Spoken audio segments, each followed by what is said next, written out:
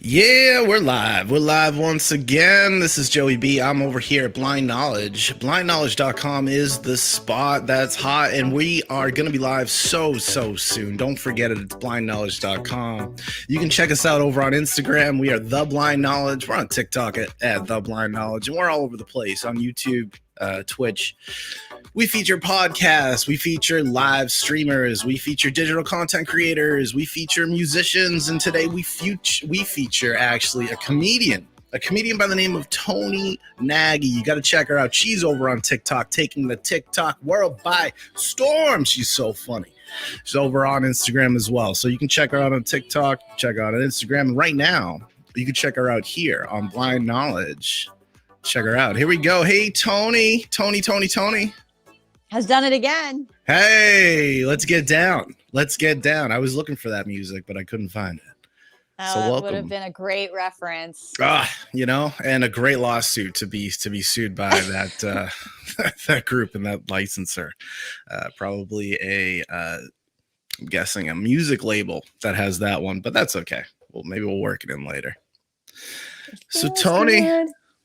Let's get down, Toni, the comedian. Hey, so thank you so much for joining me. I appreciate your time. How you doing today?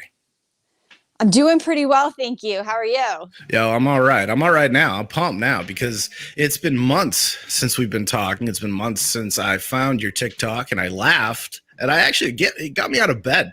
I was like, holy shit, she's funny. I gotta ask her for an interview. But first I need to have a network and a show. So I got the network and the show going, and now we have the interview. So that's pretty cool.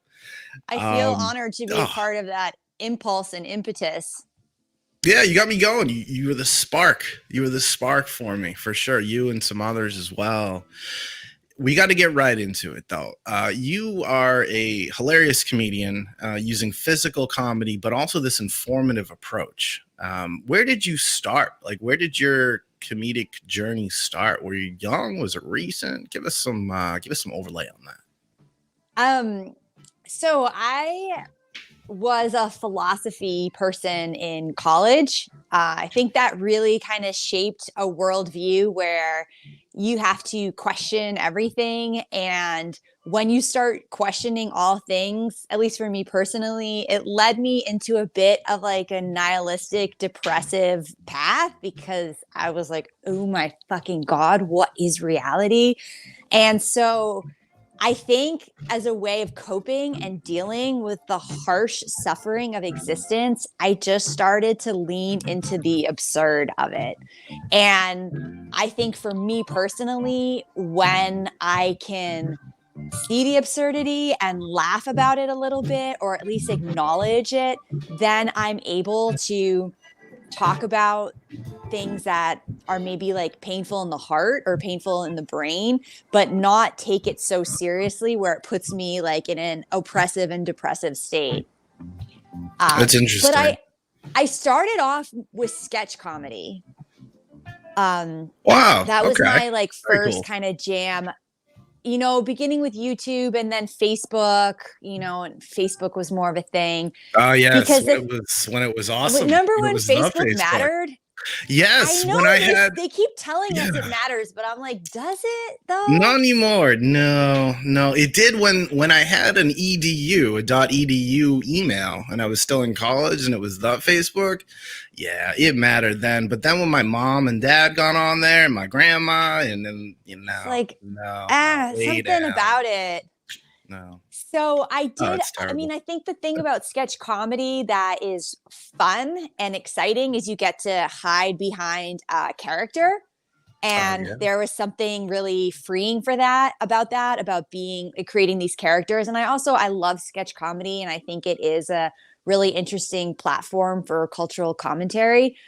And it took me a while to get on board with just talking directly to a camera in a more solo stage, Instagram, TikTok kind of way, and not be with like another human being that I was engaging with, and to purely just engage to a camera and have that feel authentic and not like a crazy person, like by yourself talking that's to true. A phone. And that took me a minute to make that transition. Yeah, that must be tough. Did you put like a name? Did you name the phone or maybe a label with a smiley face or something on there? Well, I think what I started doing is I started doing it high. Okay. Yeah, I would get Okay. stoned.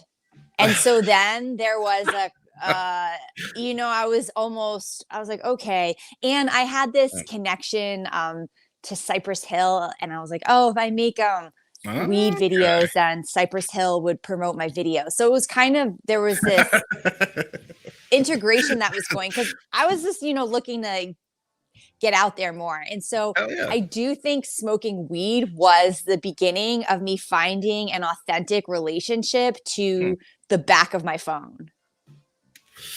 Hey, whatever works for you, Tony. I mean, shit. Cypress Hill is one of the best ever. I'm representing the 420 as well over here, as Nice. always. Yeah, it definitely lightens me up a little bit. It kind of mellows me out, and I'm definitely a proponent of it. I think it should be legal everywhere.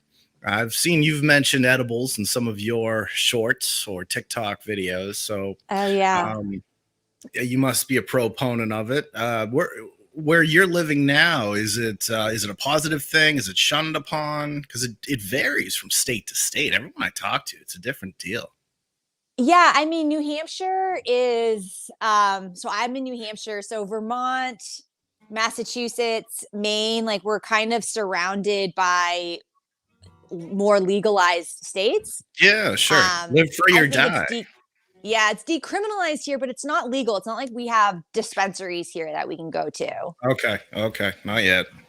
So, but from like a cultural perspective, I do think New England both has a very Puritan and alcohol based identity, and it's Yeah, opening up to weed yeah. in a specific way, but Mm, it's not exactly normalized.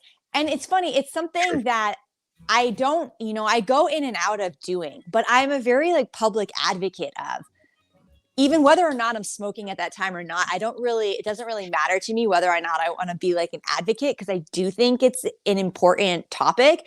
Yeah, But I always laugh, like going to my kid's school. She goes to like this, like kind of like uptight school, and then I like put all these videos out about like weed and this and that. And like I'm always like, these yeah. parents are not fans of mine, I don't think, but that's okay. Not yet. Not yet. Maybe they just haven't been enlightened. I mean, that's what blind knowledge is all about. It's about illuminating that information that's out there that we just kind of don't know about yet, or hasn't registered yet, or maybe it hasn't been given to us. And truthfully, maybe we only know parts of it. So I think, legalization of marijuana, there's so many pluses to it. The tax money that could come in and help out these communities, and the educational system itself, and there's not a lot of negative to it in my eyes, at least. But I can understand how maybe an uptight community could see it that way. We were discussing before we came on the air here. I'm from Massachusetts. You're from Massachusetts. There definitely is that Puritan vibe up there, but it's kind of progressive. It's getting there a little bit. They did legalize it over in Massachusetts, so hopefully it comes your way too. Yeah, Mass and Boston, it is legal. You can go to the dispensaries. I mean, I think it's interesting, the whole Puritan identity that is in the underbelly of New England, because it's there, Hmm. and there's also a lot of um there's almost like a glory to suffering. We're like, oh, we got the winner, yo, like we there's something very like sarcastic and harsh about New England people, and when you work hard, I got to work real hard. So I do think there is something counter intuitive about bringing weed, which is a little bit more of like a groovy Northern California vibe. It's like in the East Coast, we wake up with the sun.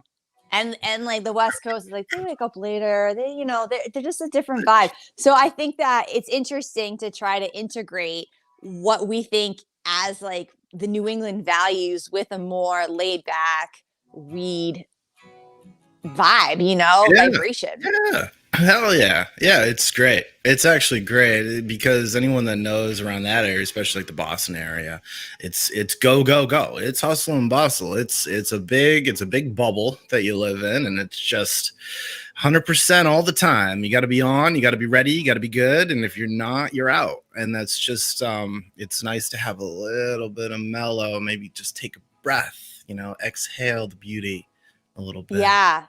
I always think like because we wake up with the stock market, and I just think Oh the yeah, we do. quantum entanglement of the stock market wakes up, the East Coast wakes up, the West Coast wakes up 3 hours later. I mean, I guess if you're like a day trader, you're waking up pretty fucking Yeah. early on the West Coast. But the normal person is just, they're not waking up with the capitalist vibe. They're just kind of Yeah. waking up. But I do think that waking up and being in the same time zone as NASDAQ and as the stock market, I think it has a psychological impact. I really do. Absolutely, especially Monday through Friday. Absolutely, I can't agree more. Are you a big trader, or are we going to go on No, the I don't inside have here? the emotional constitution for it because it's gambling. I It will is legal admit, I gambling. Yeah, it's yeah. legal gambling. I did go hard on crypto. Like when there was that big crypto Oh, dip, I was like, I'm fucking buying in. I getting did. in. I Yeah, bought the fuck into some crypto. I nice. tried to look at the more ecological ones like chia, which was incredibly hard to locate and buy. I'm Yeah, still a little slow on it, but I think the interesting thing about crypto is like, okay, there is this criticism of it as the environmental catastrophe of it, which I'm not denying. But I have like a couple questions like, what is the environmental catastrophe of just regular fucking money? It's unimaginable. And also, you know, if we shifted our power and how we, powered all of these like mega servers to be powered on sustainable energy, like we sure. obviously could, the sustainable energy outlets are there. We just need to plug into them.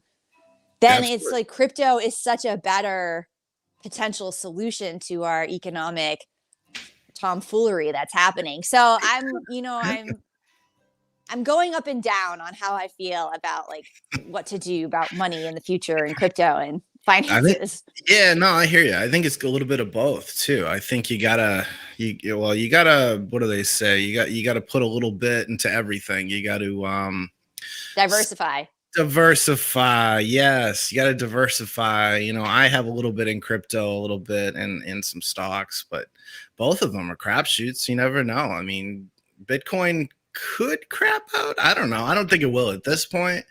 But besides, Bitcoin and Ether and Cardano is another one. You don't really know what these things are going to do. And then half of them, it's like, what do they do? What kind of value, intrinsic value do they have? Tangible value. Like, what can you do with a Shiba coin? Yeah, you can own it in a Sure. computer, like an NFT. Right. They're What is all conceptual. exactly? It's like, what is an NFT? Well, it's a JPEG, isn't it, It's or a something like concept. that? It's Yeah. a concept. Yeah, it's basically a Twitter logo at this point, but people are all for it. They're like gung ho. They think, okay, the NFTs are going to be the next big thing. Well, it's maybe they will, maybe they won't. I don't know. It's another crapshoot, in my opinion. I know I did go into a Gronkowski NFT hole because I was like, well, sports NFTs, maybe Gronkowski. that's Ah, yeah, like maybe that's where the value will always be maintained in the sports world. that's I mean, I don't interesting. know about the art world, but something about sports where there's like the fantasy football. There is a whole like Yeah.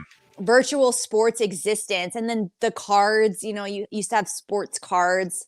Oh yeah, So trading cards. Oh yeah, yeah, trading yeah. cards, Absolutely. yeah. Yeah. There is something I do think from a sports perspective that NFTs might be able to maintain value regardless of the rest of the market. The art thing is cool, and then there's I also like see that. music NFTs, but Oh, that's true. That's true.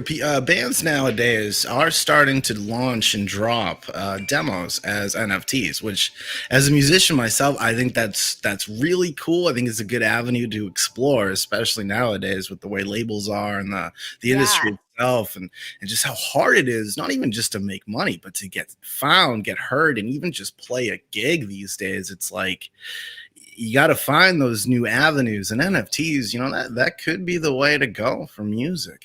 Yeah. Well, WuTang was the original. Remember when WuTang just like made one album? They did. Yes. And then Yeah. they sold just what, I mean, they were like way ahead of their time True. with that As fucking usual. album. I feel like the guy who bought it was the guy, he is in jail. Like, I Yeah, think he he was did the big something with, pharma. He was the big pharma he was bro. the Oxy guy, right? That asshole. Yeah, yeah, yeah. Yeah, so I don't know. Maybe he had to sell his WuTang album. I don't know what happened with that. He I'm did. sure they weren't pumped that that was the dude who bought their fucking album, but They it, weren't. it, it And was a good he did sell idea. it.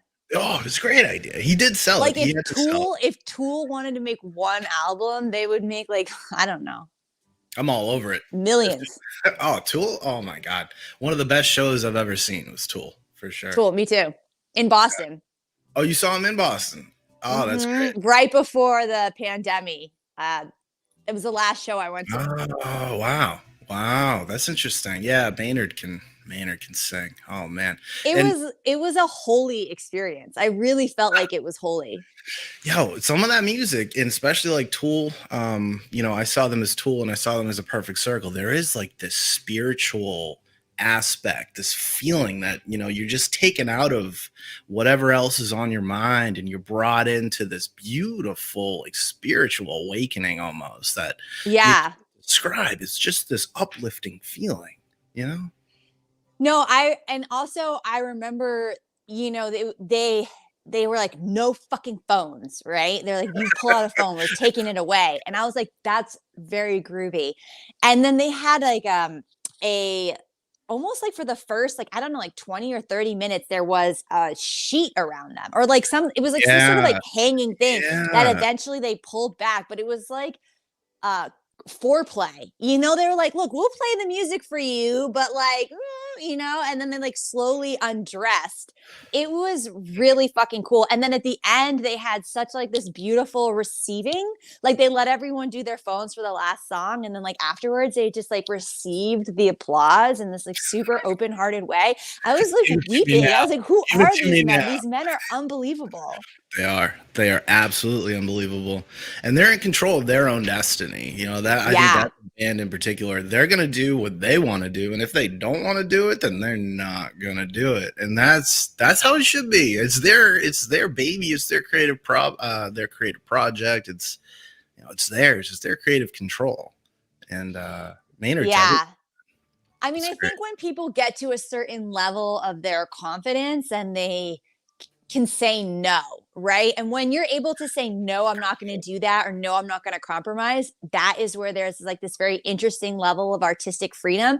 It also, I think, can be a detriment when you have no one in your circle that says no to you, because we've all seen people get super successful and then they get fucking really shitty ideas, but everyone's afraid to say no to them because they're famous and successful. So then they start making kind of like crappy shit so it's interesting. Like you get to a level of success where you can say no, and that's really important. But then if no one says no to you, you're not always doing your best work. Where if you're at a level where you're still like hustling, like I don't say no to shit, like someone's like, I'll say yes, and there's something to be said that's like not so good about that either, because I'm always like a little desperate, I'm always like, well, I don't have that confidence to just be like, no, I'm not doing that, man.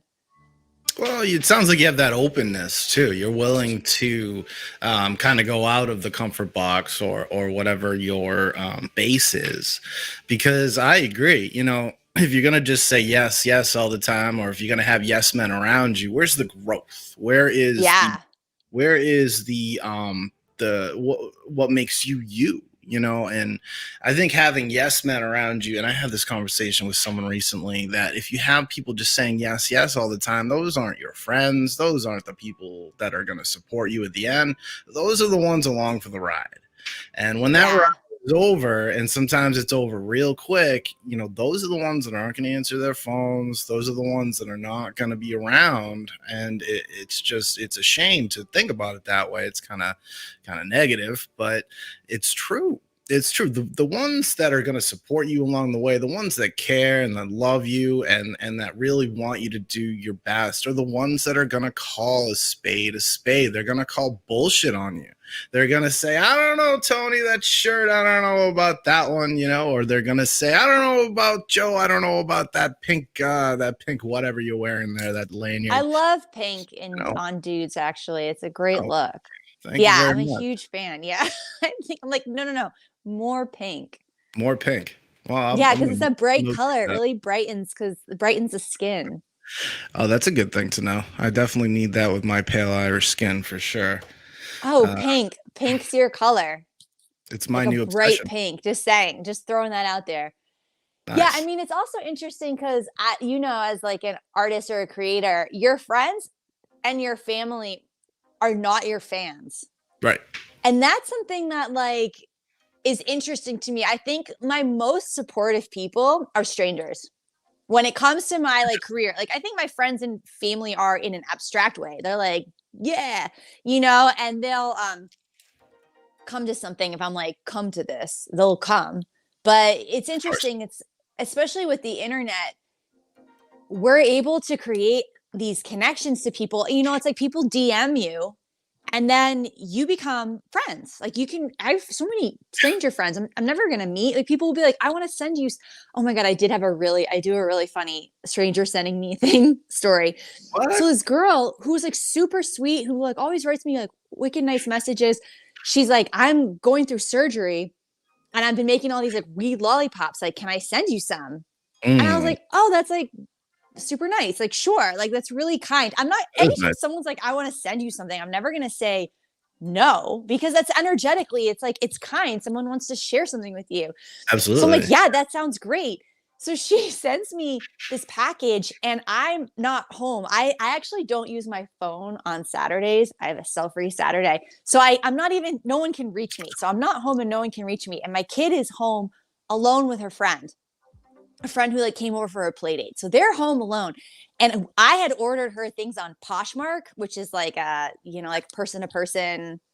Oh yeah. Yeah. I've tried to resell, Poshmark, right? I tried to resell t-shirts and shirts on there. Yeah. Didn't go well. We're huge into Poshmark because I'm like, I'm not buying you anything fucking new, kid, but I'll get you some used shit on Poshmark. Okay. So she was having this like stuff come on Poshmark. So these packages came. She's like, oh, it's the Poshmark stuff. So she's opening them up and she's finding her shirts or whatever.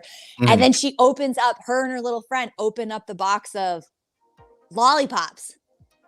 Ooh. And I thank fucking God they were like neon goddamn green. Like the girl made them green and she put the weed leaf on them.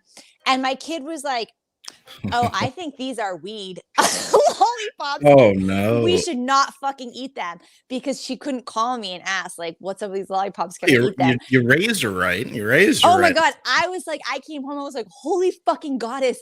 I can't even imagine a world in which you and your little friend were home alone eating weed pops, like I was like, you're fucking.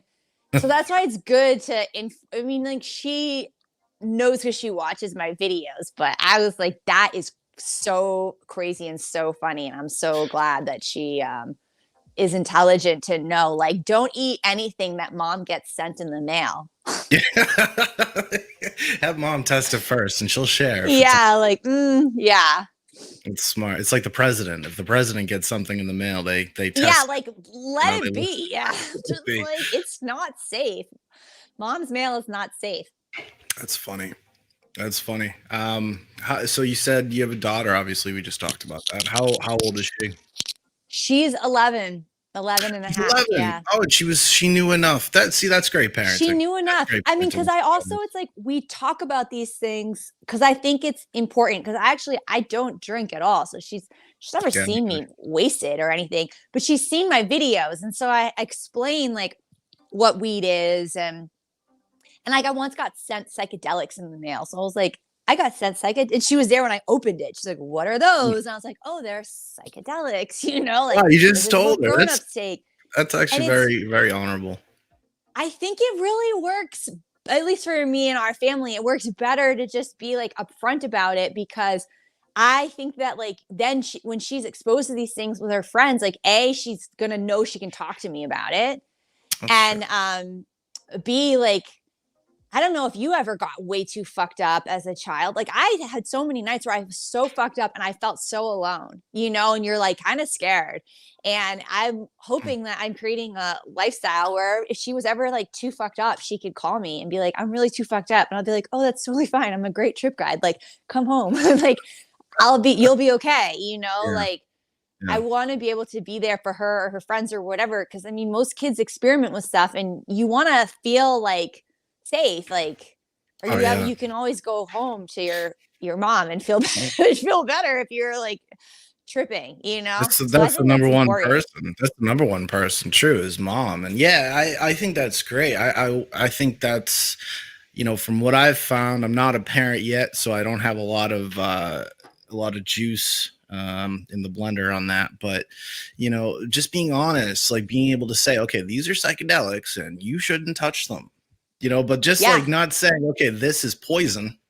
You know, it's No. like Yeah, makes you this think, is oh, what something, kind of poison this is is a it? spiritual thing that grown-ups do because we Right. need to feel what it is to be you, a child. Like Again, you are in a yes. magical state of consciousness and awareness. And when you grow up, you lose connection to that. So we do drugs in order to feel the magic that you're already existing in. So you don't need to worry about it. And she's like, Oh, oh, that's cool. true. That's true. I never really thought of it that way. Like That's that playfulness of because I remember there was this one time where so I did not smoke. I took a break from like 29 until like for 7 years. I took a break. And so for all of my kids, like young ages, like I was never stoned. Like I never had anything. I was like very fucking sober. Part of which is because I was breastfeeding and you can't like breastfeed stoned because that's crazy. You know, like someone's feeding off of you, like they're a velociraptor.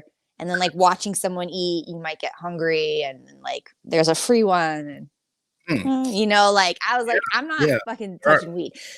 So then I remember then like I finally a couple years later, she's a little older. I started smoking a little bit. And I remember my husband and I, he had these videos of her as a baby, and she's like on a tractor or something. And he took this like 2.5 minute video of her like on a tractor.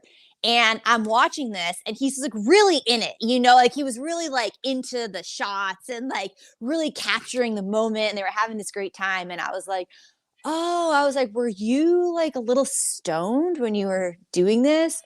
And I could tell he suddenly was like, felt like shame or embarrassed about it. But I just started like crying and he was like, oh my God, like what? And I was like, I just feel like I like really wasted so much of her childhood, like not being high and appreciating it like you were. Because he was so appreciating it. And like as a completely sober person, like sometimes you're like on your phone and you're totally fucking distracted. And like if you're like a little high around a kid, you're like, yes, let's draw for like an hour. Absolutely. Like I'll play My Little Pony with you. Like you can really connect in this way. That was like really awesome. And so it's funny how you know, it's like all your kids want from you is to connect and to like have you not be distracted. And being with a kid can be a little boring if you're not like totally in your imagination. Cause it's hard to like, oh, I can't imagine. So if you're like a little high, then you can imagine. You don't want to look at your phone. You want to like be with the kid. Be part of, be in the moment, be Be in the fun, be moment. on, be a kid again. Yeah. Yeah, like I felt like from 5 to 8, like it was a really cool way to connect and to just like be That's and interesting. not because like then I knew she was gonna like stay alive, you know. I was like, okay, like I can That's good. fucking chill out a little, you know. I didn't have to be like so like, don't touch that, it's hot. Yeah. Yeah, so I don't know. I do think it's interesting like how to really like be playful, you know. That's such an Yeah, important part of life. it is. It is. And I like how you mentioned just a little high, just a little stone, not like out of your mind, can't take care of this kid, aren't No. responsible. Just like a Yeah. little bit of sprinkles on the Sunday. Yeah, Never like hurt a little anybody. yeah. Just a little bit. You know, we're not talking the whole thing, not talking the banana split, just some sprinkles, some jimmies, some Yeah, little jimmies. oh my god, I was just talking about Ah, Jimmy's versus Sprinkles the other really? day. Oh, Yeah, and I was like, Jimmy's, is that just a mass thing? Does anyone else call them Jimmy's? that's actually a conversation that I've had too recently. That's funny that you bring that up. I think it is. I think it's just our like area of like New England where it's just Jimmy's, but Jimmy's. people Jimmy's, yeah, which are anyone listening or watching us right now who don't know what Jimmy's are, those are the black sprinkles, the chocolate sprinkles, basically. So you have your rainbow sprinkles and you have your chocolate sprinkles that you'd put on ice cream. And around Massachusetts But and that why were area, they called Jimmy's? Like, what was that about? I if I had to guess, it's something racial, but I don't Oh, even want that's to. not good. It's not good. And you It know what? doesn't that when you said like we only called the brown sprinkles Jimmy's, I'm like, wait a fucking second. We Yeah, I did? used the wrong one there. I used the wrong word Because there. the multicolored ones were still sprinkles. Yeah, rainbow sprinkles. That's fucked up. Yeah, we need to look that up. We need to look You that did. up. I'm making a note right now with my handy dandy pen. We'll take a look at that.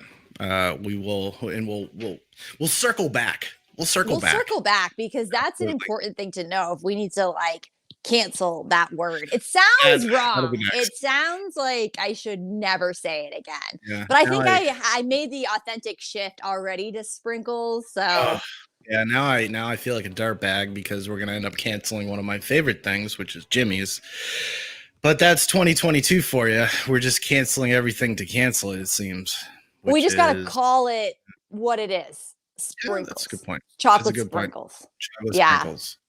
And hopefully we can continue to call them sprinkles and not just chocolate toppings and then just toppings and I then think just why, yeah, we have to because the how thing deep do about we go, Tony? etymology and words that are kind of interesting is like words are really fucked up. Like, it's Words are like real too. The if words matter.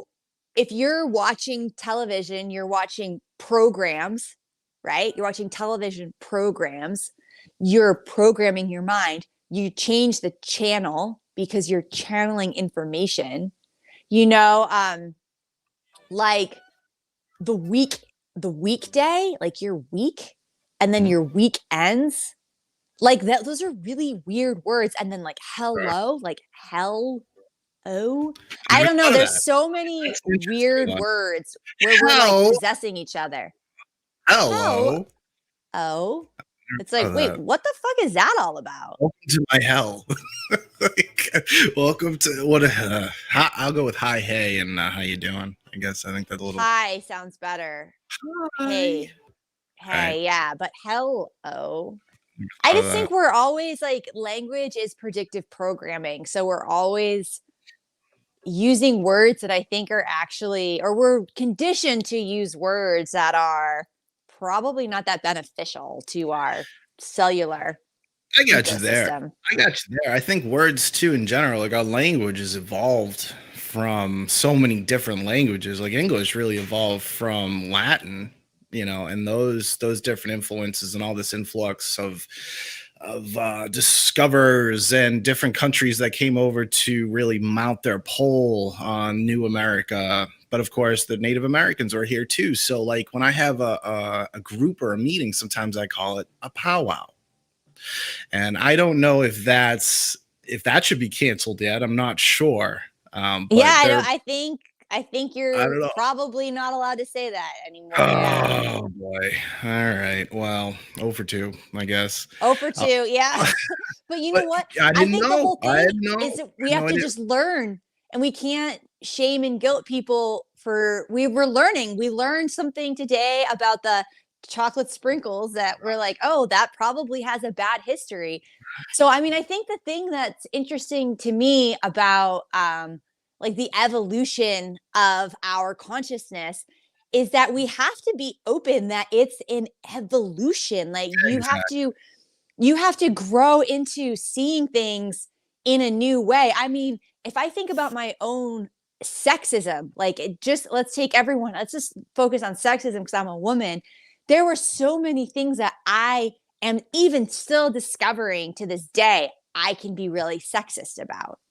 Really? And I'm a chick, Even as so a woman. Yeah, I'm as surprised. a Like, woman, if I'm still dealing with internalized misogyny and sexism, et cetera, Of course, the rest of society is. Of course, men are. You know, like we are all brainwashed and we are all trying to do our best to like figure out the programming. But True. I get True. frustrated when people get so judgmental for people for being brainwashed. I'm like, no, no, no, we all are. Like We're all that's in the it. whole thing. Like no one came out of the womb fucking eyes open, ready to Oh, just like question everything. Like, no, we were all like, ugh, what did this adult say? Like, sure, I soaked in the guess. placenta. What's going on? I don't know Yeah, where like I we were am. covered in birth cheese. Like, there's a Birth lot. cheese. Ooh, can I have a burger with a side of birth cheese, Birth please? Hold cheese. the ketchup. Mm, I bet it's a mm. lot of protein. I've heard that. I've heard the placenta or birth cheese is now I'm only going to call it that. It's really nutritious. Like women who give birth, they'll actually save the placenta for later on. I guess this is a Yeah, thing. no, you can make pills from it. You can put it into soup. I actually took mine home, but I buried it Mm-mm. under a tree. It's I'm a sorry. placenta tree. I'm But my sorry. The husband placenta always tree. forgets and calls it the placebo tree. He was like, "Oh, there's the placebo tree." I'm like, "It's placenta, but nice try." Placenta tree, and that thing grew. It fucking grew. Yeah, it's a blossoming fertile tree. Beautiful. I need a picture of that for sure at some point, if you I don't did not mind. have it in me to be like, I'm gonna consume this placenta because I was like, Yeah. I'll Yeah, bury that's it. apparently it's the thing to do. I don't even know if it's healthy. I have no idea. We're gonna have to circle back on that one We're too. gonna have to circle back on that. I had a So friend much who had a research. lotus birth, which is listen to this. You give birth and then you keep the baby attached to the umbilical cord and then you pull out or you birth out the placenta. So then the baby is in like the thing and then the umbilical cord is attached to the placenta and you carry them both externally until the belly button falls off and it's called a lotus birth. So she would like be like, "Oh, here's my baby, and like here's the placenta that you have to hold with it." I mean, I that's some next level shit. We should look into that too, but that was wild. I mean, I'm like, that's that's Oh wild. my god, that's funny. Here's my baby, and here's this And placenta. here's If the you could just, placenta, and it's like, "Oh, what a cute little placenta you are!" Like, do you and put it the looks placenta in insane. If you haven't seen it, I highly suggest like looking it up. It looks like a lung. It's very like it's kind of like it's got like tree branches, but it looks alive. You know, a like Well, it is alive, kind of. So wait, it do they pull the umbilical cord right out of her No, at the you jump? birth it. That's what's so you have to push after you birth a fucking baby, then you have to birth the placenta. Isn't that Oh, they don't tell you that, right? After no. the doctor was like, "Well, now you push out the placenta." I was like, "Suck a fucking dick, bro. Are you kidding me? Are you Just fucking kidding me? I got to put birth another thing." It was they do not warn you about that. I had I wow, I have no words right now. Lotus birth, everyone. Check out Lotus Lotus birth. birth. Yeah, check it out. We'll Check it promote out. that. Hey, if you're just tuning in, if you're just listening or watching, or if you're just like, what the hell's going on over here? This is Blind Knowledge featuring Toni Nagy. Toni Nagy is taking TikTok by storm with her physical comedy, with her informative nature, and she's just plain funny, folks. Check her out over on TikTok at Toni Nagy, also on Instagram at Toni Nagy, and I think the TikTok is actually Toni.Nagy. Is that correct? Yeah, I think you have to put dots in there. Dots underscores. We'll definitely have it all over the place when this interview airs over here on Blind Knowledge. Toni, how did you go from sketch comedy, like you mentioned before, to this like it's almost like this new thing? And that's why I wanted to have you on because there's a lot of things in the world I like that catch my eye, but the people I want to talk to are the innovators. And I definitely think you're an innovator because you're taking this physical comedy, this like wacky, wavy, like just constantly moving, like the energy's coming out of you, but you're also saying funny things at the same time. And obviously it takes a certain level of energy for sure. You got to be in some kind of shape to do that. But how did you come up with that idea? Like where did that come from? The first one I ever did was I wanted to do an interpretive dance about what it felt like to get stoned. So Okay. like that was the very That was first one. Like I kind of okay. started off and I was like, okay, I'm taking a hit and like what do I feel? And then I just interpreted danced my feelings for like a half an hour as I smoked, trying to like understand what it was, like trying to express the feeling of being stoned through my body. But like I am a dancer. I do own a dance studio. I Oh, very dance a cool. lot. Like I actually do dance. So I have this training of dance and I am also, you know, it's funny because people are always like, how are you not out of breath? Because I'm a dance teacher, I'm always fucking talking as I'm dancing because I'm telling people, oh, 5, 6, 7, 8, and like pull up and like drop your tailbone. And I'm constantly fucking working my mouth. So dancing and talking is something that I just am already doing in my life. And I think it kind of like came slowly. I think the second one I did was about CRISPR, like the gene modification. So cool. And so I just was like, oh, I thought no one was really talking too much about CRISPR. Maybe this was like 2, 3 years ago, 2 years ago. It was pre-pandemic. Um, I And remember it. I just was like, oh, I'll just like, I think I was just like at my dance studio and I was like, oh, I'll just like talk about CRISPR and I'll interpretive dance my feelings about CRISPR. And I think the Okay. thing that's like, when I said the word interpretive dance in my own head, to me, that meant like moving my body in a way that was like meant to be contorted, comedic, and um, like not trying to look my prettiest or my best. And I think that with comedy, when you're trying to look your prettiest or your best, you're probably not your funniest. And so there was something really freeing to me about like moving in a way where I wasn't trying to like show like, hey, I'm this like really unbelievable dancer, which I'm just like a fine dancer to be honest. But I am a funny dancer, you know, so that's great. And like being able to be funny, it just opened up so much possibility of moving in a way that was like so unself conscious. Like I wasn't trying to be good, I was trying to be bizarre or like awkward. And trying to be awkward or trying to be bizarre is a lot more fun than trying to be good or trying to be pretty, you I know? would think so. So I think I did one on CRISPR. I did one on like reverse aging, like the science behind how we can reverse aging. And I just kind of like I would do them more sporadically. And then I did one on the US military being the number one contributor for climate change. And I was like wearing this like prairie dress and I was like in a field. And I don't know, I was just like sunset. I was like, oh, I'll just talk about because I thought that was really a crazy statistic or interesting statistic around the US military and Absolutely. not something that we talk about that often. I mean, I think it's just when we think about climate change, the US military being like the biggest force to reckon with is a lot to process. Yeah. So I was like, oh, well, if Yeah. we do it in this format, it'll be fun. And that video, I mean, it had its own life, especially on like alt right Reddit, you know, like alt right Twitter. But Oh then yeah. it kind of had this different life of people that were defending me. Like some people were like cringe, like, oh, this fucking dumb bitch.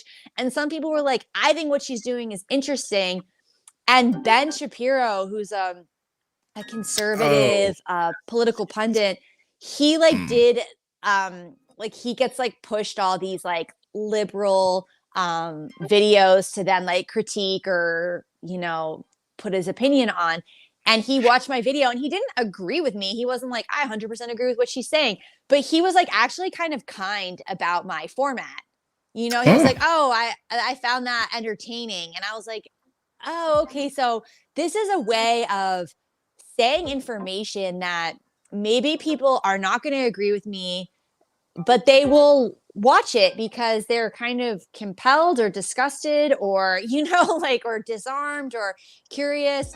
And that Yeah. to me was so interesting. It's like, how do I penetrate the psyches of people that do not fucking think the way I do at all? Yeah. Yeah. And that's actually so cool. And that's kind of what I got out of it, sort of. in when I first started listening, because you're bringing up topics that aren't really brought up a lot for whatever reason that probably should. These things are definitely worth talking about. So that automatically caught my attention. And then your mode of transport. You're putting your ass in the air, not in like this really sexual way, but just like No, you're it's like stretching. It's I like, don't know how I make an ass so not sexual, but I managed to achieve that goal. well, I didn't mean it like that. I mean, well, I'm not even going to continue on with that But because I'm exactly doing that, but in a bizarro fashion. it's like this stretching and like this I don't even know what to call it. It's like this movement. It's like the energy is going through your body and it's coming out your mouth and it's coming into our ears, and it's like you're not just standing there with a book and just saying, okay, well, this is why the US government should do so and so, and this is why Christmas should do so and so, and or this is how chicken yoga went. You're actually like getting out there and giving like a not a presentation, but this comedic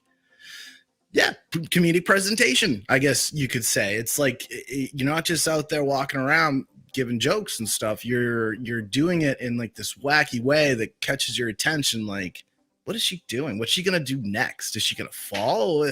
What is this? Like, is she gonna fall? I mean, I think it's interesting. There's the archetype of the fool, right? And so that is an identity or a personality I play with a lot, which is the fool, because the fool is open and the fool is not saying like, I know and you don't know. The fool is just asking questions.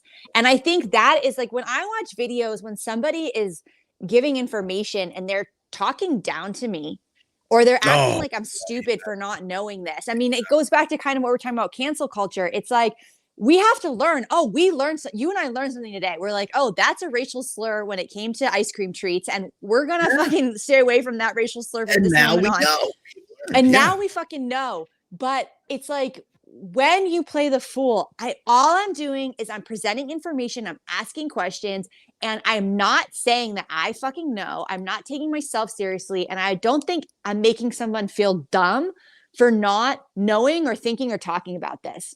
Right. And I think that is where, to me, the most interesting kind of conversation takes place, because I remember there's this one girl who I follow on TikTok, and I actually had to I like very rarely unfollow people because I like to support people. But every time she spoke as she was just like, you're a fucking idiot for not knowing what I'm about to say. And I was like, man, that's just not gonna seduce people.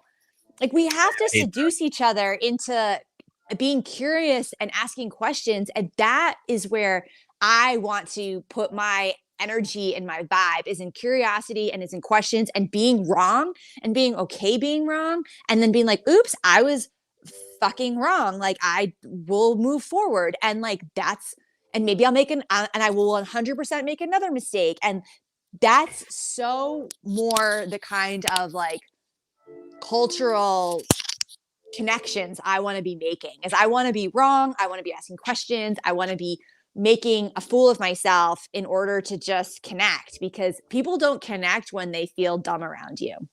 Oh, absolutely. Absolutely. No one wants to be told they're stupid or dumb. And, you bring these things up in such a fun way. It's like, it's almost like you take the spotlight off of us while we're learning. Because a lot of times, if you've ever been in college classes, back in high school or wherever, maybe just out, you see some kind of presentation, you get talked down to a lot. You're told what to think, told how it goes, told this and that. This is A to Z. This is what you have to do. You have to follow it A to Z. Your presentation is more, okay, I'm going to do these wacky things. So, the person learning doesn't have to feel like they're in this position of, okay, it has to be this way because she's saying it. Right. Or we don't even have to feel embarrassed for not knowing. It's almost like you put this fun kind of, not embarrassing because it's funny. It could go either way. I think it could be really go either way. Some people are like, cringe, stop moving. I can't pay attention to you. Stop. Like, you're fucking. People have that reaction, but that's okay. There's plenty of still people out there, so you can find them. You can't catch all the fish in the sea. You can't even with the biggest net, you're not going to get all the shrimp. But I think your style, especially for like a younger generation, even younger than, I don't go younger than 21 for my demographic or whatever demographics, whatever those are. But even like grade school kids would really get a lot out of that kind of presentation, that learning, that kind of teacher association, because you don't feel bad for what you don't know.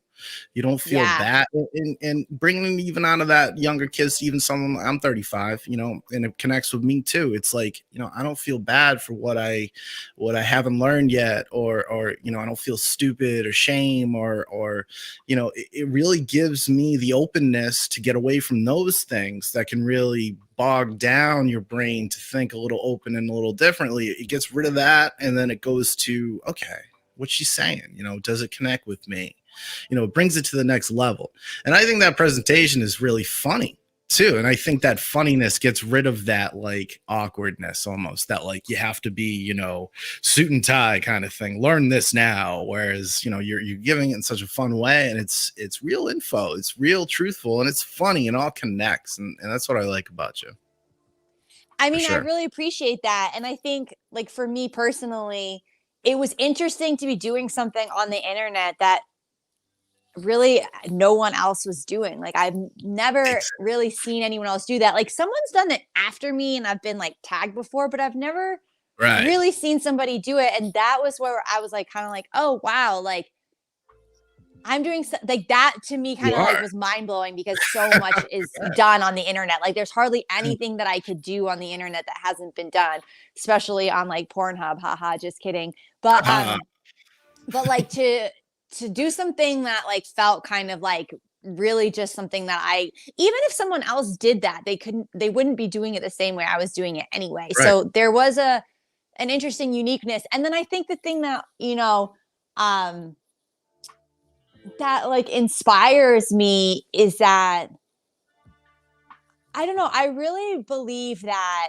our way out of the apocalyptic kind of scenario that we're potentially in is not going to be through thinking our way out. I do believe it's going to be through feeling our way out. And I do Mm. believe it's going to come from joy. And I believe it's going to come from a place of gratitude and appreciation and positivity. I just don't think we're going to like fight our way out of dire circumstances. That just doesn't make sense to me. So what I'm trying to do is just exemplify, a way of being. And it's not the only way of being, obviously, but it's Sure. a way of being. And I think that if we all allow ourselves that kind of unabashed and unself-conscious expression of like joy, happy, playfulness, whatever, even when talking and thinking about fucking horrendous shit,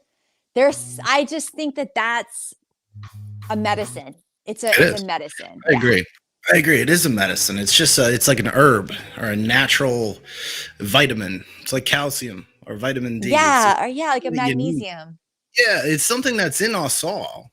Even the brutal, brash dictators that are out there. I'm sure they laugh too. Well, fuck them. But They definitely laugh. Yeah. And if they everyone laughed has more, some maybe they upside. would murder less, That's what that's the knowledge we got to drop here on Blind Knowledge. That's what I'm talking about, Tony, for sure. And it's like, yeah, you give this wholesome kind of feel, and like the topics you push some interesting topics for sure.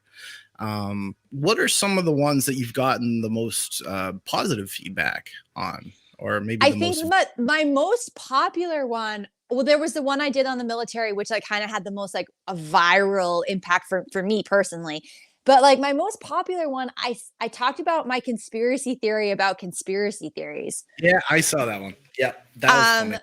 and the funny thing about that one was like my daughter had a cameo because she ended up fucking scaring the shit out of me. And like I didn't know she was behind me. And like so there was like that funny, like kind of comedic moment to that That was because the first one I saw, actually. Yeah, yeah, I oh remember yeah, that. and she fucking terrified me. So it was real. There was like this weird kind of thing where she just like I'm talking about conspiracies, and then there's almost like there seemed to be this conspiracy behind me because you as the audience could see her walking behind me, but like Yeah, You didn't So even it know. was funny. It was like art imitating life, imitating art, because the viewer knew something I didn't Wow, authentically. I didn't stage that, obviously, that's great. it just happened to go with the topic about conspiracies. But that one was an interesting one because usually I like was a little more planned about what I was going to say, and like really kind of had more, because I did one about like I did one about World War II. I did one about I've done a bunch about capitalism.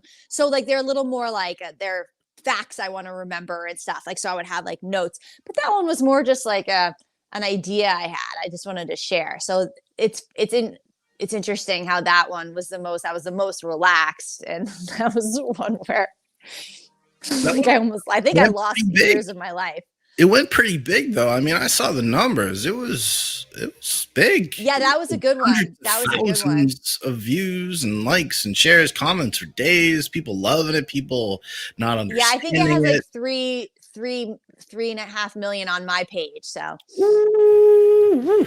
Nice. but I think the thing about that one that like I liked is that both political parties could hear that one. True. And I'm really kind of like I'm most interested in like who is coming to like I am like both to me both parties are I'm so disheartened by I am too. I hear you. what's going on in terms of like the elite, 1% of Where's the representation? Where is the where is representation it? for And everybody I else? really believe Like there us. has to be a merger of both parties. It has to happen. I And agree. like the way I see it, that's why racism, sexism, homophobia are so important to the status quo, is because that's what's keeping us apart. Like I really think that if we could heal the racial tension, the gender tension, and like the sexuality tension, that's the revolution that I'm looking for. Oh So yeah. Hell I yeah. really want to create conversations where both people who identify as whatever can kind of start finding that Venn diagram. That's a good point. Yeah, the good old Venn diagram. Yeah, Bring it we all. have bring it all together. Mm. Bring it all together. It's just Namaste. so Hell yeah. namaste. Yeah. Yeah, I've done a little warrior poses in my day for sure. A couple actually I used to do this 20-minute cardio yoga with Tom, what was his name? Tom Morley. I don't know if you've ever heard of him. He's a yoga guy. No, Great stuff. cardio yoga though sounds good. Yeah, it's some really good stuff. You said you own a dance studio, your own? What's Yeah, it in called? Vermont. Where's that? Yeah. Vermont. Okay. Is it the Toni Nagy studio? No, it's I actually just got a new business partner. It's called Sidestream Studio. Like, Sidestream Studio. Okay. yeah, like off the mainstream. We're Sidestream. That's cool. Yeah. Simple and smart. That's what's up. Yeah, because I think that like getting into our bodies is where we're going to do so much trauma, and so much mental suffering and psychological, emotional suffering is stored in the body. And so when we can start to connect to it and release it, it has major impact in your life. Well, I really do believe that. They say there's different chakras in your body, or at least energy, and your spine. What I've learned, because I had a and I still have a herniated disc, which will never heal, but you can keep it loose and whatever. Which is why I don't deadlift anymore, folks. No more cleaning for this guy. I was lifting big weights, but not anymore. That's okay though. Yeah. You got to be careful with that stuff. And what I've learned is your spine, it actually syncs up to different organs and different processes in your body. So there's a part of your spine that lines up with your heart and your lungs, and there's a part of your spine that lines up with your stomach and your digestive system. So, and this is the awesome chiropractors I've been to, they've taught me that like when they do certain adjustments, it's actually supposed to open up these flows of processes and energy within your body. It seems like you're big on the yoga, and I have to get into this because it's just so funny, this chicken yoga thing. Why, how, Why? And how did it go? So, Off. so my friend had all these fucking chickens, and I was like, oh, I want to come over and make a video about chicken yoga. We had no plan. I was like, I'm just gonna come over and you're just gonna follow my lead, and she was like, okay. That's how it And goes. she was such a good sport about it. She's also a yogi, and she's actually my new business partner. She's awesome, and she's a comedian as well. Um, but we just had so much fun because there was all the goat yoga, and I kept seeing videos of goat yoga. So I was like, oh, it'd be funny to kind of do a spoof and make it chicken yoga. Because I have to say, I think when you make fun of yourself, that's like the kind of the best comedy to do. So I'm such a new age yoga loving hippie kind of You a vegan? open-minded, open-hearted chick. I have to make fun of that, and also I love making fun of the concept of influencers. So it's like someone Yeah. like having one thing and then completely switching on the other side of it. So like someone being like wanting to be the yoga person and disgusted by the chickens, like that to me is really funny. Okay.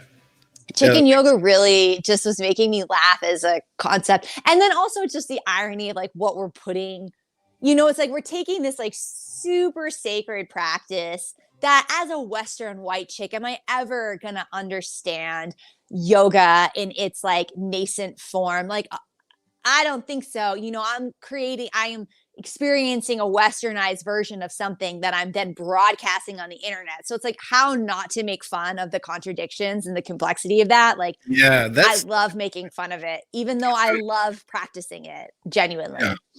So you're saying there's an American version of yoga versus the yoga version of yoga.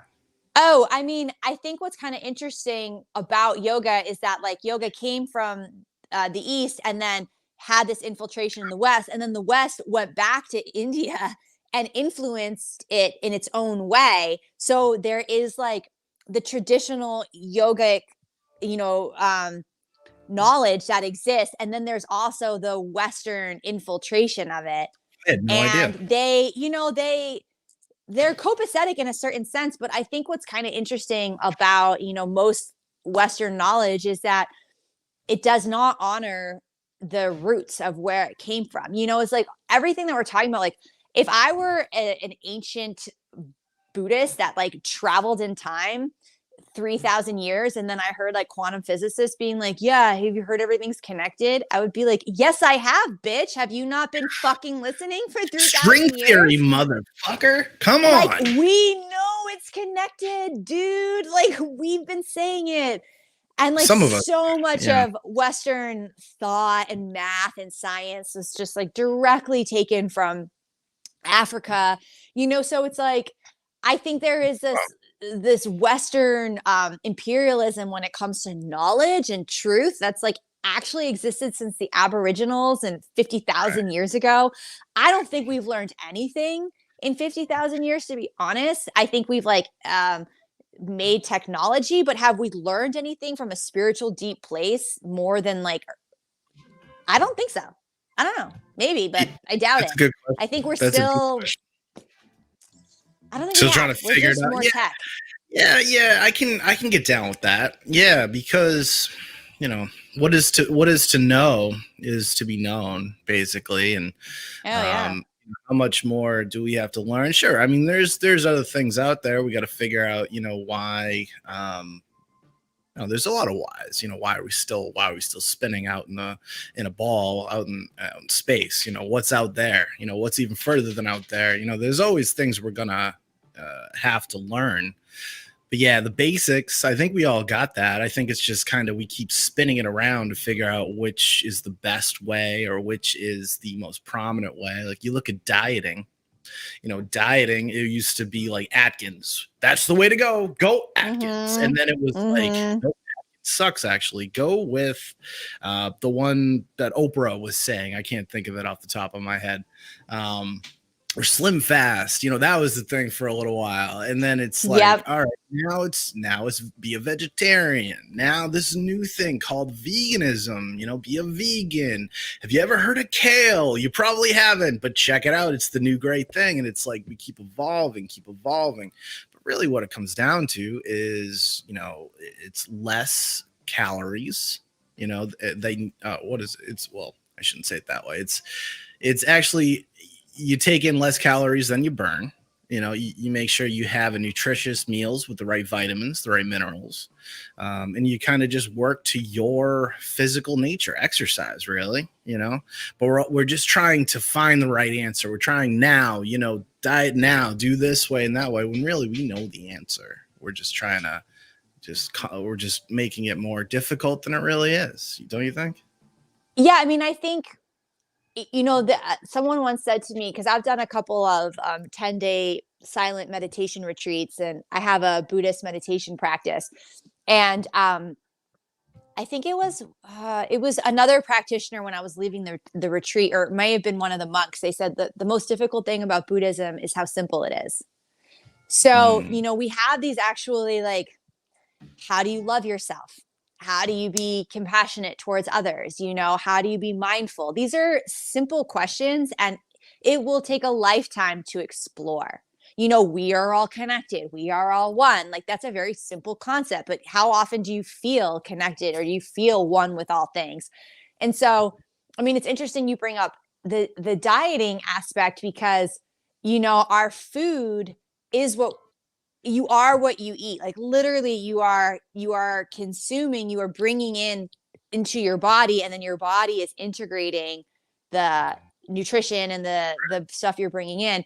And It affects what you do, your mood, it and affects and how you think, and your your gut thinking, health. your energy level, yeah, all that. Yeah, totally. And what is the most, like, poisoned plant on the planet is our food. So it's like, oh, it feels so intentional. There are so many. I mean, I've gone into many a farming K-holes. I'm in a big farming land, and Oh, I cool. just, you keep going back to how, like, biodynamic organic farming, like, really using the least amount of chemicals humanly possible. Like, that is what's so important. And the vegan conversation is interesting, because it's like, some people, if you follow the eating by your blood type thing, it's like meat is maybe more important for their diet. But it's like, I never hear the conversation, or I very rarely hear the conversation is like, okay, like, if meat's very important for your diet, or if you feel much healthier, like, it's really important you have, like, organic meat, or where your meat's coming from, or you're not having, like, the processed meat that's coming from rainforests in Brazil. And, like, how often do you have to have meat? Maybe you want to have meat just, like, once a week or once a month, and that's going to be what your body needs. Like, I wish it wasn't so dogmatic around these conversations. Like, you're a vegan, or fuck you, you're a fucking piece of shit. Yeah, Or it's great. like, oh, can you be, I mean, people are talking about it, but, like, more plant-based, and, like, you don't want to ingest a suffering animal. Instead, you want the animal to have had, like, a sacred life. And that, to me, is so much more of an interesting conversation than being super strict about one way of being exclusively, because then you're never going to get people on board. I think you Mhm. have to kind of have a flexible understanding, but the main thing we want to do is, like, be aware of the suffering that we're causing. Yeah. No, I agree 100%. And that's another conversation that should be had. You don't have to be just vegan. You don't have to be just non-vegan. You can be Right. somewhere in the middle, I guess, maybe. Maybe you can have some fish. I don't know. I don't know if that's Or allowed you by can the. have meat occasionally. Like, someone makes me meat, I'm going to eat it. And if I'm making my own food, I do not. And, like, that feels okay.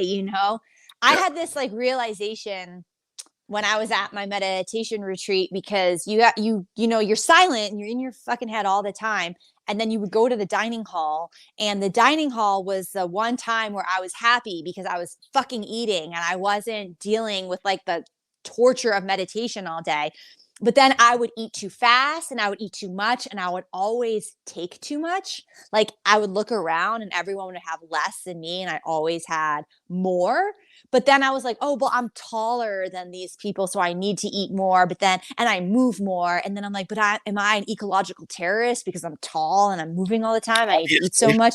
I obviously. had so much like going on in my head around like, what am I supposed to be doing around food that makes sense? And like feeling really greedy, like always feeling kind of like, and I had this feeling like, and the food, keep in mind, it's not like you had like it was fine. It was just like rice and like some strange sort of like unidentifiable sea foam, but I just wanted it. I wanted it. I wanted to consume it. And then I realized after 11 fucking days, it took me 11 days to get to the realization that I was like, oh, I need to eat so that if everyone around me ate exactly as I did, there would be enough. And that Interesting. was like, oh, Interesting. okay. So it's like if we eat in a way where like if everyone had that same diet, that would be sustainable for the earth. That feels like a really groovy diet. It does. That does. It feels natural. It feels like the Feels way to be. right. It feels Yeah. very, very peaceful for sure. Wow. So you do a lot. You do comedy. You're a farmer. You're a dancer. You're a mother. You are a Buddhist. It sounds. Are you a Buddhist or just kind Yes. of? You are a Buddhist. No, I'm a Buddhist, which is like Circle. crazy to admit, but it's a philosophy that when I did these retreats, like you become a Buddhist. And Mm, I'm not really part of groups, but I'm like, I am a Buddhist. Like I got like a ceremony and that's cool. like Cool. yeah, it's interesting. It's like it's been 12 years, so I'm Wow. still learning so much, it's a lifetime of learning, but I And that's am what it's committed all. to the practice. Yeah. That's what it's all about is learning. I think that if people in general just keep their minds open to learning more and even just digesting in some information, and you don't have to agree with all of it, but at least you know about it. At least you're aware that there are different perspectives, there are different views that you can look. You can take these different views and you can really learn and appreciate what's out there. And even if you don't agree, even if it's not your bag, it's just at least you're aware of it. And maybe you won't be so violent or just like violently headed where it's just like, no, it can't be this way. No, we must be Democrats. No, we must be Republican. And that's the only way to be. It's just like, well, especially in that space, those two things are basically the same at this point. And Toni, I Yeah. think we can establish our own political philosophy. We can Yeah, me too. Me figure too. out I'm there all is about the there is a third pirate. party, the next thing. Yeah, the next one, exactly. I agree because not to get too much into politics, but we always can, and we can over here. We're over here blind knowledge. Actually, I can speak. I swear. I swear. But politics wise, I think we can get deep into that because I believe in, independence, and I think when you look at your Democrats and Republicans and the people that are actually in there pushing the buttons and putting in the votes, yeah, they're one and the same. They're all trying to make money off of stocks, as we've seen. If you've ever followed Nancy Pelosi's stock trading, which I have actually for like about less than a year now, it's getting more publicized. But she's making some big dough, and they're all making big dough. And Oh you got yeah. to wonder, more on that subject. But you got to wonder, is that because they're only making so much money as a salary that they feel they have to go almost out of bounds and play this stock game where obviously they're getting inside information. You're Hmm. seeing even the dates that they buy their stocks, and then the dates where this public policy comes out. It's usually like 1 to 3 days beforehand. So Uh-huh. they know what's going on. They know what the deal is, and it just seems that these elected officials that we rely on, we literally rely on them. It's not even like we look up to them, which is a whole nother conversation. We really should, but we don't. And there's a reason why, but we'll get into that some other day. But we look up to these folks, we rely on these folks, and it's like, what are they doing for us? What's really going on? What's really the agenda? Is it really big pharma? You know, is there a reason why marijuana hasn't been legalized, even though you got the dude, big Republican in the Senate? You have another guy, big Democrat in the Senate. They agree. Everyone agrees, but we just can't get things done, and it's just kind of sad. It perturbs me. I guess I'm perturbed. Yeah, I mean, I think the thing is that if I were to make an analogy,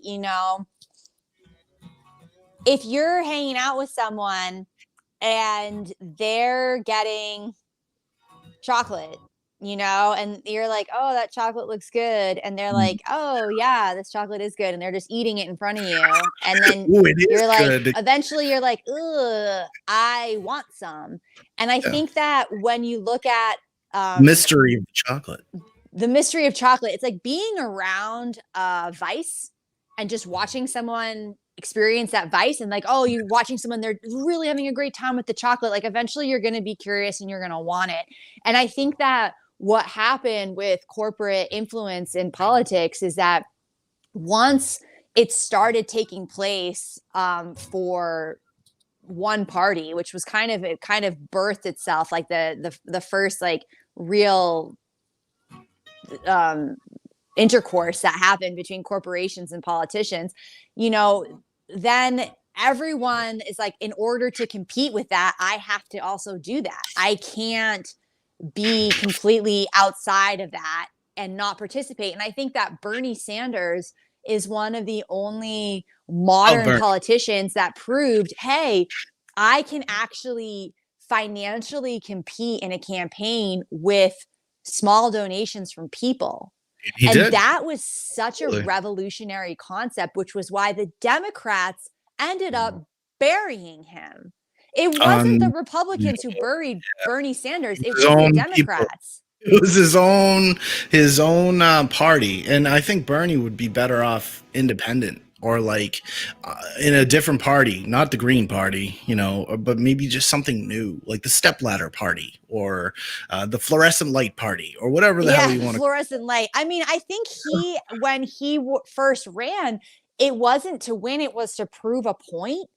And I think that the deluge of support that he got is indicative of just what is possible if you were to take corporate funding out of politics. But the reality is, as long as the right is being corporately funded, the left is going to be corporately funded as well, because there is this belief system that's the only way to compete.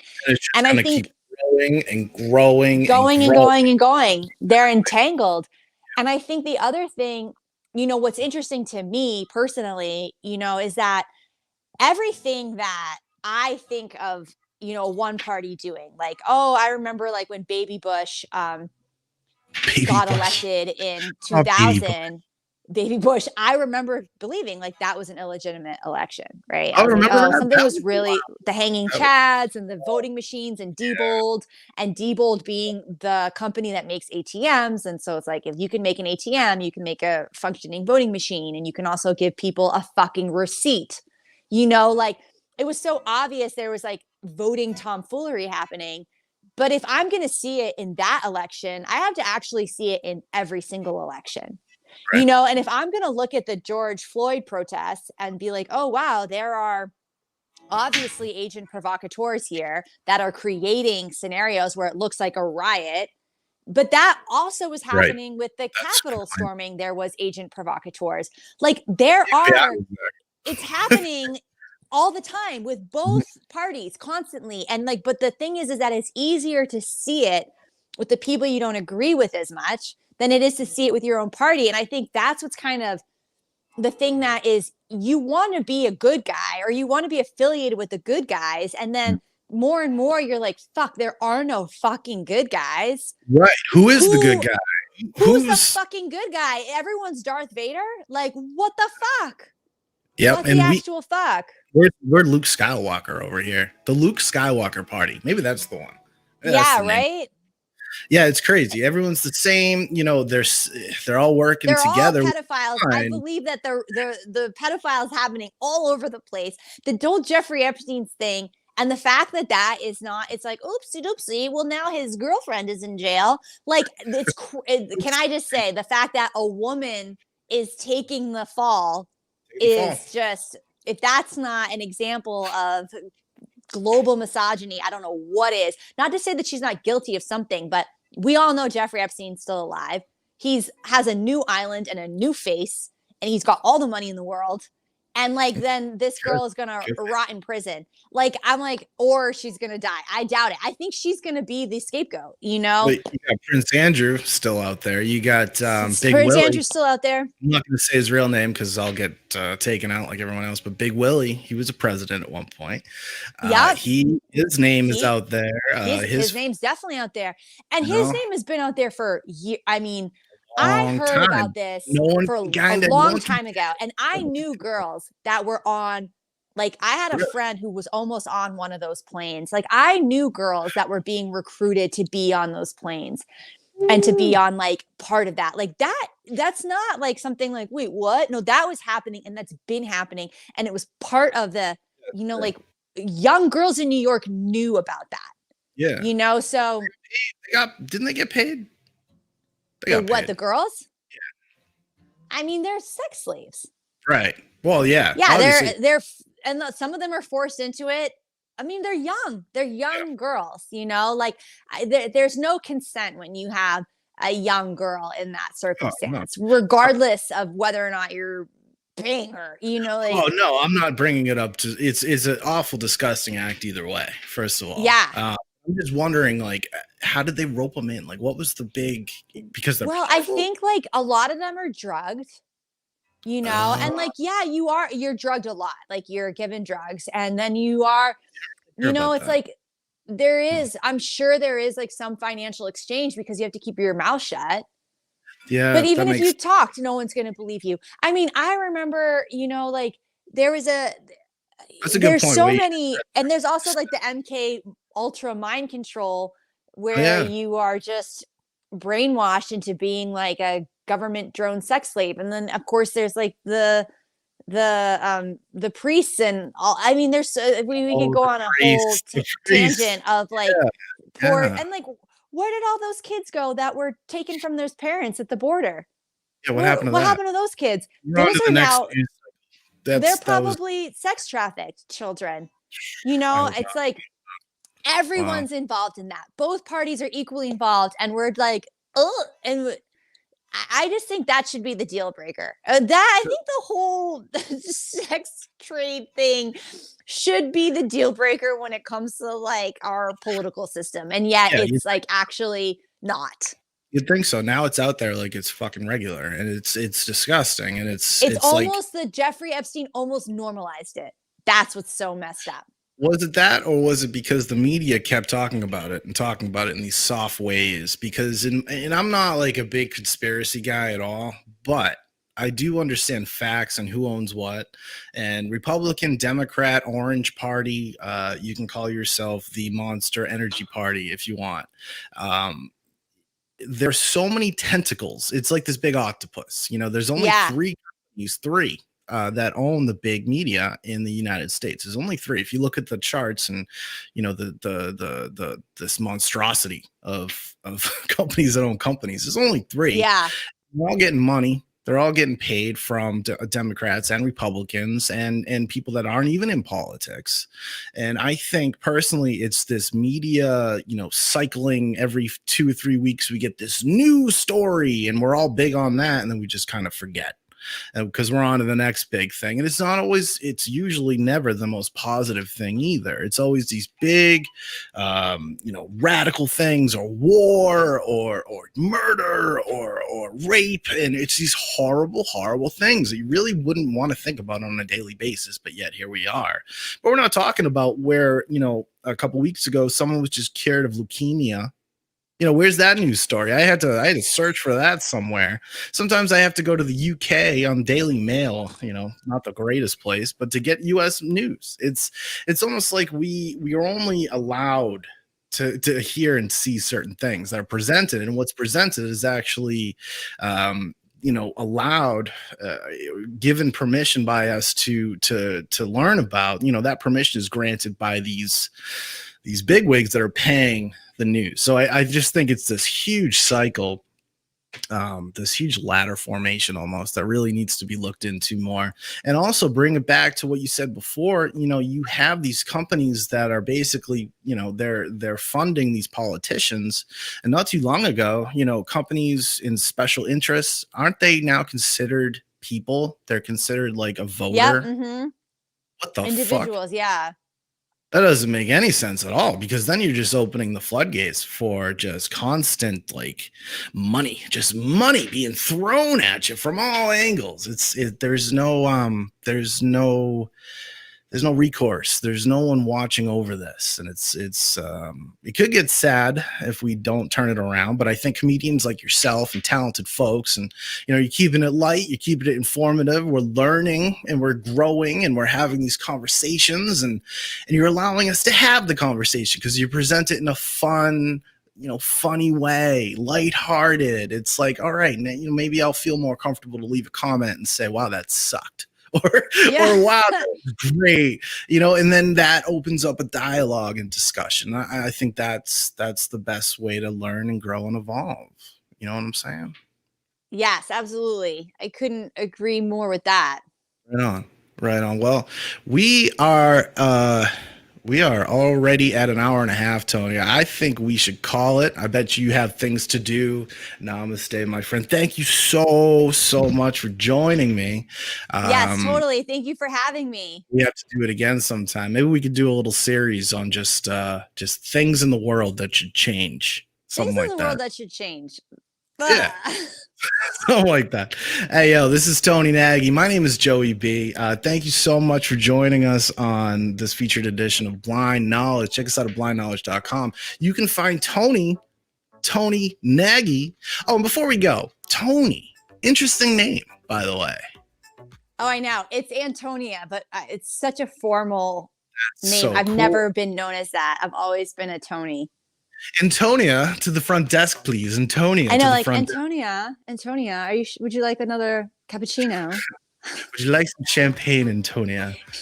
That's cool as hell. Toni Nagy, check her out. She's on YouTube. She's a YouTube sensation, Toni.Nagy. She's also on Instagram, just at Toni Nagy, ToniNagy. That's ToniNigy. Toni, thank you so much for joining me. Hope to have you on again, and hope you enjoy the rest of your day. And you too. Have a great day. All love, dude. It's all love. Thanks so much. Bye-bye.